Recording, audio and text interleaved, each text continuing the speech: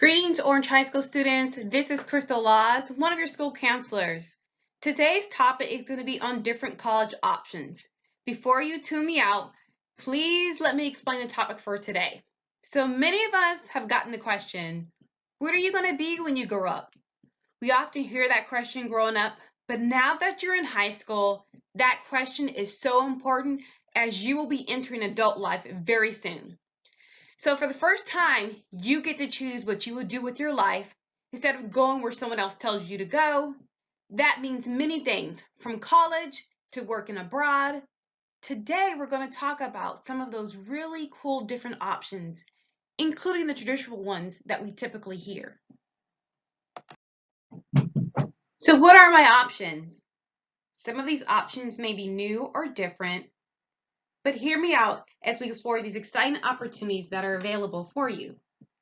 Also, if you find an option that you really like, this will help you greatly over the next years at Orange High School.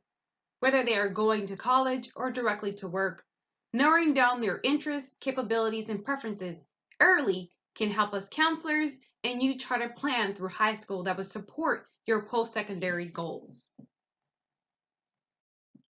Historically Black colleges and universities, traditionally called HBCUs, these colleges originated when African American students were legally denied access to most other institutions of higher education.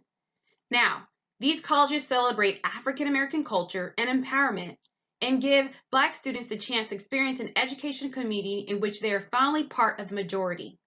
A common abbreviation for this type of college is HBCU.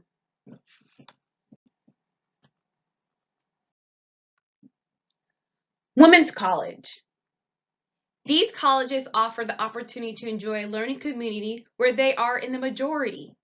Additionally, these colleges have a much larger population of female faculty and administrators. Women's colleges graduate a higher number of science majors, as well as students who continue on to graduate school or professional studies.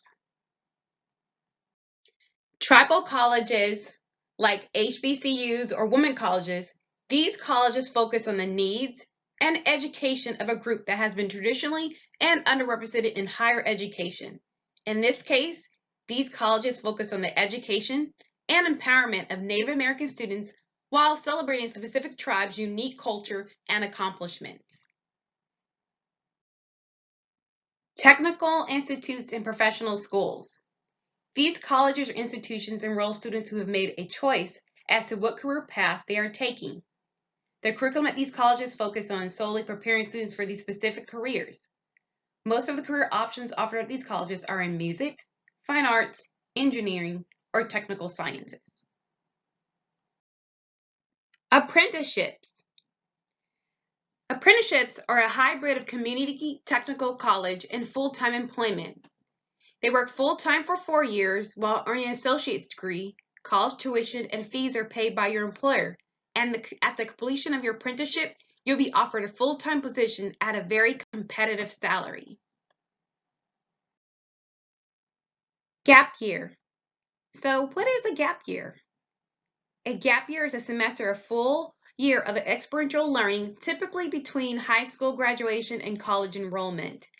Gap years are intended to give students a break from academics to discover themselves and consider what kind of education and career they want to pursue.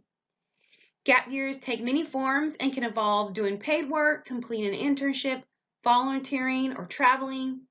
These activities can be done independently or part of a structured gap year program. Some of those options are like studying abroad or AmeriCorps. Community and junior colleges. These colleges offer the first 2 years of a liberal arts education, as well as a career or vocational training. Successful completion of a community or junior college curriculum earns a graduate's associate's degree. Many students continue on to a 4-year institution after completing a community or junior college program. Liberal arts college. These colleges focus on the education of undergraduate students who are earning a bachelor's degree.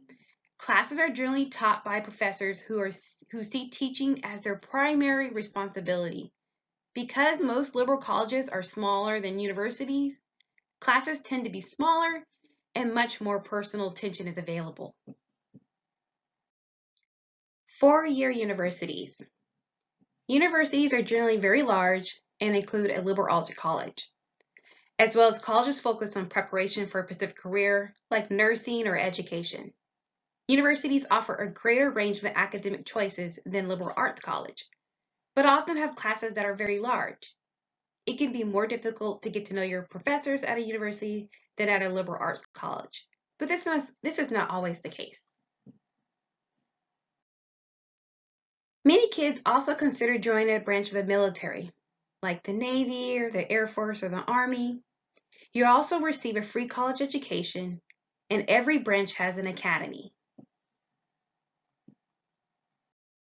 So you may be asking, what are my next steps? We have a great team of professionals in our school building that are involved in helping students figure out their career plans. Whether they're going to college or directly to work, narrowing down their interests, capabilities, and preferences early can help counselors and you as a student chart out your plan through high school that would support your post-secondary goals. Here are some people at Orange High School that can help you do that. We have Mr. Montgomery, he's our career development coordinator. We have Tiffany Robinson, she's our Durham Tech career coach. And we also have our Orange High School school counselors. Also, Mr. Montgomery can also give students career inventory tests. These tests measure and analyze personal preferences and traits. They are valuable tools for narrowing down a professional path.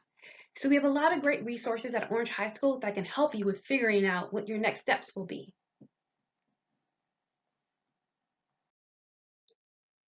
Graduating from high school is a serious milestone. We are here to help you achieve your goals. Today, if you haven't already done so, start thinking about your career goals and what you can do to start preparing for your transition into adulthood. I hope you enjoyed this presentation and have a great day.